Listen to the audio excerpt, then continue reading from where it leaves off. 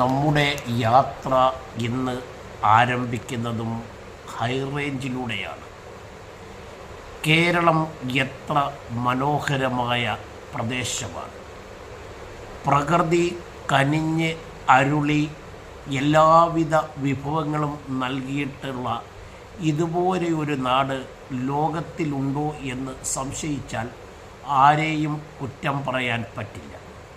നിങ്ങൾക്ക് ഈ വീഡിയോ ഇഷ്ടമായെങ്കിൽ ചാനൽ സബ്സ്ക്രൈബ് ചെയ്യണം, ലൈക്ക് ചെയ്യണം, ഷെയർ ചെയ്യണം, കമൻറ്റ് ചെയ്യണം. മുണ്ടക്കയത്ത് നിന്ന് കുമളിയിലേക്കുള്ള യാത്രയിലാണ് നാം. എത്ര മനോഹരമാണ് ഈ ദൃശ്യങ്ങൾ, വാക്കുകൾ കൊണ്ട് വിവരിക്കാൻ കഴിയില്ല. സാധാരണയുള്ള കേരളത്തിൻ്റെ അഭിമാനമായ KSRTC ബസ്സിലാണ് എൻ്റെ യാത്ര.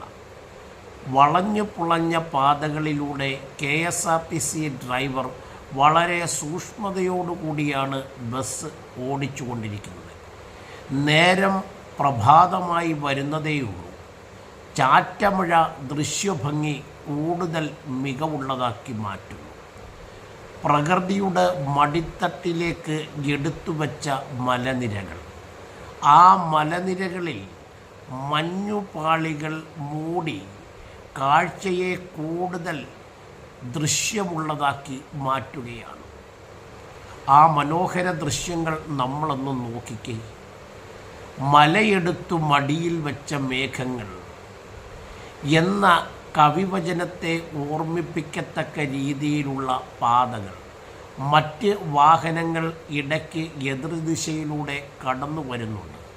ഡ്രൈവറുടെ സൂക്ഷ്മമായിട്ടുള്ള ഡ്രൈവിംഗ് നമ്മൾക്ക് അതിശയം സൃഷ്ടിക്കുന്നു. മലയിടുക്കുകളിൽ മൂടൽമഞ്ഞിൻ്റെ ദൃശ്യ ചാരുത വാക്കുകൾ കൊണ്ട് വിവരിക്കാൻ കഴിയുന്നതിനും എത്രയോ അകലത്താണ്. മലയിടുക്കുകളിലെ മഞ്ഞുപാളികൾ ഒരു സുന്ദരിയായ വനിതയുടെ നെഞ്ചിൽ ചാർത്തപ്പെട്ട മാലകൾ പോലെ മനോഹരമായിരിക്കുന്നു. നമ്മുടെ യാത്ര തുടരുകയാണ്.